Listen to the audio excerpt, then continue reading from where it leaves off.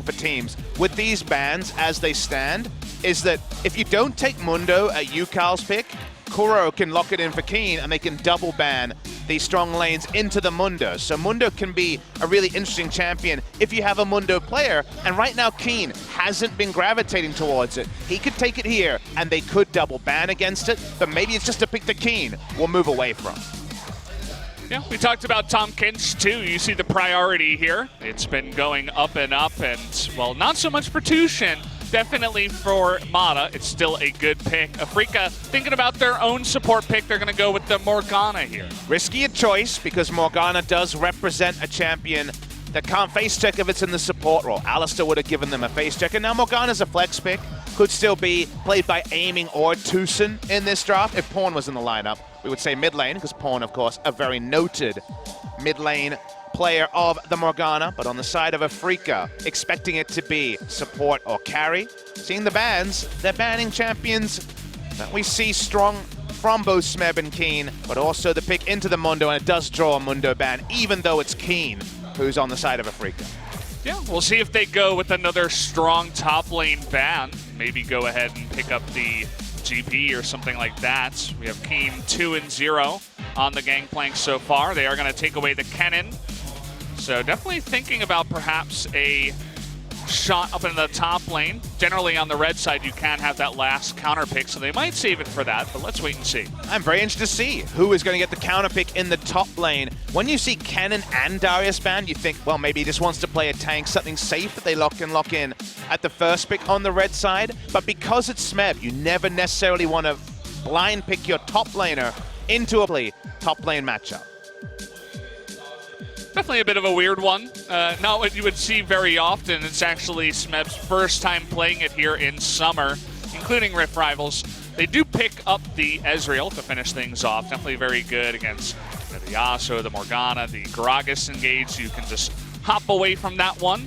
Good damage, rather, from range here with the Ezreal. Very strong siege comp from KT. They load up with 2 items onto the Ezreal and the Zoe poke, and they can have Cho'Gath, Trundle, and the Tahm Kench for disengage, and Kuro's just going to jump straight onto the Fizz. Second Fizz of the season after Lava played it. Bahamut Live Esports 1-0. It's another way to attack the mid lane Zoe, but it's not the Malzahar that we might see from Crown. It's actually going to be the mid lane Fizz. Cool to see.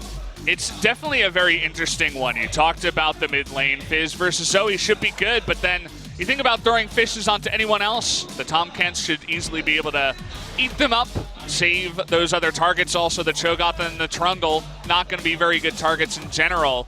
But we'll see if he can make something happen with that Fizz. And it does mean that they go away from Yasuo versus Zoe, which is actually a pretty decent matchup for Yasuo. It might not be dominant, but we've seen it many times picked into. And we end up with Yasuo and Morgana. Very interesting duo lane. Morgana can help push, but no knock-up synergy. Mickey Mantle, I know he was a player. What do you know about Yukal? Level 6, the Fizz popping off already. First blood to Mowgli, though the bubble is going to go down onto Kuro. And now Score trying to get ahead here. Mowgli being safe, decides to flash away with the Trundle ultimate on top of him, decides, no, I will not take that trade. And in the end, it's a 1-for-1. The value of the Trouble Bubble there was the same as a Shark because of when the stun armed. We do have the second Drake that has spawned here. KT with position on it now. May want to consider that Cloud Drake. Read on the draft is that KT need to be the proactive team. So this present point, losing out on the map is not what Afrika want. They know this game could turn if they lost 3 or 4 kills and a death with the magnificent respect, but he is going to get hit by that Fizz ultimate. See you later. Did not have Arcane Shift or the Flash, and I was talking about Kindred teams and their Barons. We'll see if they decide to go for it. Looks like Keen is going to back for now, but they'll at least get control. Here we go. They're going to turn. It's 5v4. The TP comes in from Smeb. Remember, there is a feast here to secure as well. Let's see what happens. Looks like the sleep isn't going to hit anyone. Here comes Tucson trying to engage. Fantastic follow-up there from Keen. Now Smeb and Mata on the run. They're only going to stun up this Cho'Gath, who is so tanky. Even has the stopwatch. He's not going to go down. The follow-up here, though, on the Score is going to be shut down. And KT, they deny the Baron perfectly. They only lose Deft, and they deny the Baron. Teleport back up on Deft. He's going to rejoin. Health bars are still decent as Kuro is lying in wait. He's waiting for that flank. He's gonna find Deft again. We are gonna have Mata nearby. He does get the Devour, but the knock up there from the Yasuo. He's gonna get the kill onto the Tom Kent. Deft does get away with his life, but Afrika, they pick off another one. Yukal not done here yet. He's still trying to challenge. And Smeb super tanky in the front line. Looks like just one kill so far for Afrika. They don't have the position on Baron to continue on that. Here comes Kuro looking for it, but the Feast comes in. Aiming on the backside. There's the stopwatch on Amada. He's looking for the knockup. He gets two people trying to get onto Deft here. He is almost going to take him out. Kuro looking to finish the job, and he does. But he does go down himself. Mowgli still on the chase. He's going to be able to get that Tom Kent. And now Smeb looks like he's all alone. And Aiming has hunted down Yukal as well. Should be the 4 kills going over to Afrika. Only score surviving with the Baron. They beeline onto the Baron and say, let's just get it off the map. And they try to make an escape. They don't get the escape. The death timers are long, and I think the death timers might actually allow Afrika to break the base. I mean, we haven't had much action up until this moment. It's 35 minutes into the game. If you guys took a little nap during this one, you might have missed some of that time going by. The death timer is definitely really important. Still a long time. And it should be the inhibitor here going down in the top lane by Afrika. It's only score once again with that Baron buff, and himself alone not going to be able to stop this push. In hindsight, if the Fizz had somehow lived, maybe the game just ends, because there was another 25 seconds. Other people came up. You can see the recalls coming in. The Yasuo teleports in. Keen just uses his ult to try to slow down the Baron. It's not actually to set up a last breath. The Baron goes down. The fish picked up by Smeb. And from here, it's hunting season. There's no way to fully disengage for the team of KT, and specifically Aiming, getting his own knock-up onto Deft and Mata meant that the cleanup was going to be 4 members minimum.